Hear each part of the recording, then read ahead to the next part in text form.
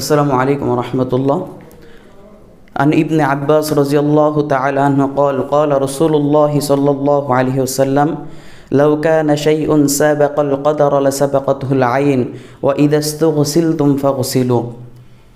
বদনজর সম্পর্কিত একটা হাদিসে আল্লাহ রসুল সাল্লাল্লাহু আলাইহি ওয়াসাল্লাম গোসলের কথা বলতেছেন। এরকমই অসংখ্য অগণিত হাদিসে গোসলের ব্যাপারটা পাওয়া যায়। এটাকেই আমরা রুকিয়া গোসল বলি।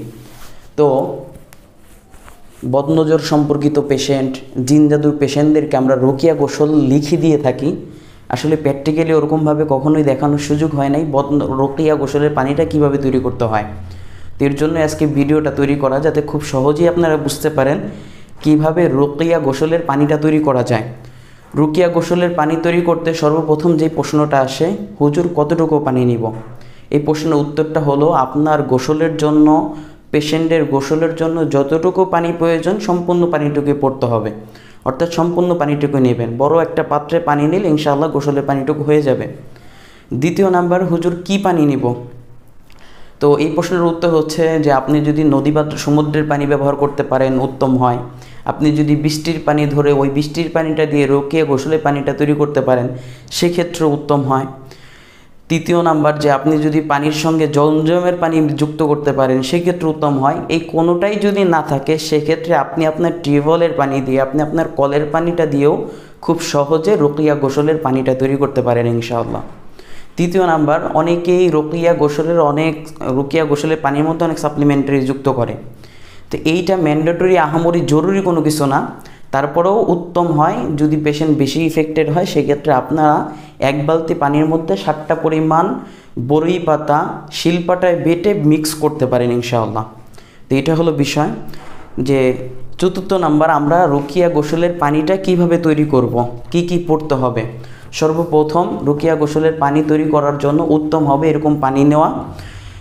পানি নিয়ে, এক বালতি পানি নিয়ে আমরা 2 হাতি বা 1 হাত এইটা ডুবাই দিতে পারি। তো ডুবাই দিয়ে আমরা হালকা হালকাভাবে নাড়তে থাকবো এবং পড়তে থাকবো ইনশাআল্লাহ। যে সর্বপ্রথম আমরা হাত ডুবাই হালকা হালকাভাবে নাড়তে থাকবো এবং সূরা ফাতিহা 3 থেকে 7 বার পড়ব। পেশেন্ট যদি বেশি ইফেক্টেড হয়, দেখা যাচ্ছে অনেক দিন ধরে জাদুগ্রস্ত, অনেক দিন ধরে বদনজরে আক্রান্ত, সেক্ষেত্রে আমরা 7 বার পড়ার চেষ্টা করব। আর আপনি যদি সন্দেহভাজন হন যে হতে পারে বদনজরে আক্রান্ত হচ্ছি বা জিন্নাতে আক্রান্ত হচ্ছি, জাদুতে আক্রান্ত হচ্ছি, সেক্ষেত্রে 3 বার পড়লেই হবে।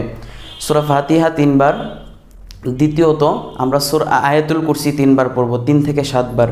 আয়াতুল কুরসি 3 থেকে 7 বার পড়ার পরে সূরা আরাফের 117 নম্বর আয়াত থেকে 122 নম্বর আয়াত পর্যন্ত তেলাওয়াত করব।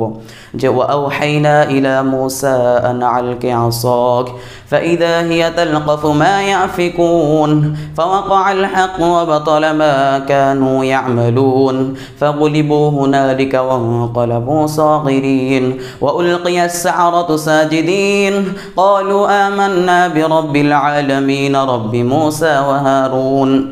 এটা সূরা আরাফের 117 নম্বর আয়াত থেকে 122 নম্বর আয়াত। তারপরে পড়ব সূরা ইউনুসের 81 এবং 82 নম্বর আয়াত।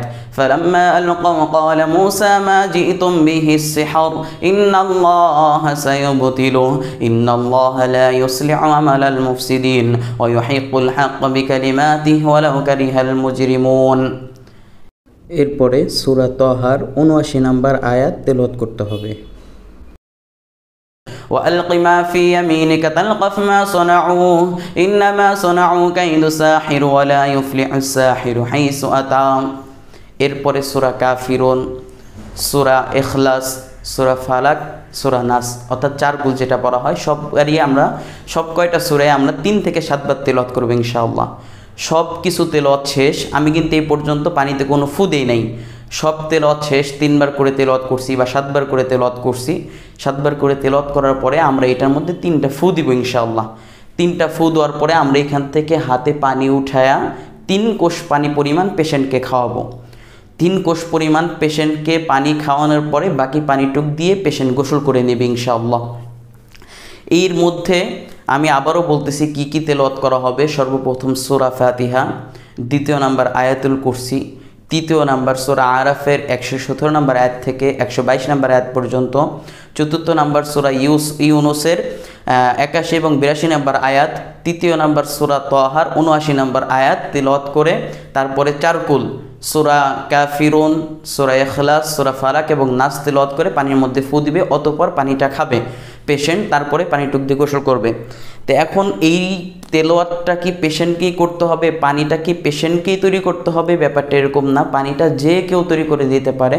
তবে পানি তৈরির জন্য মূল শর্ত হলো অবশ্যই যে পানিটা তৈরি করবে তার কোরআন তেলাওয়াত যাতে সহি শুদ্ধ হয়। ইনশাআল্লাহ এরকমভাবে তেলাওয়াত করে আমরা রুকিয়া পানিটা তৈরি করে খুব সহজেই রুকিয়া গোসল করতে পারি ইনশাআল্লাহ।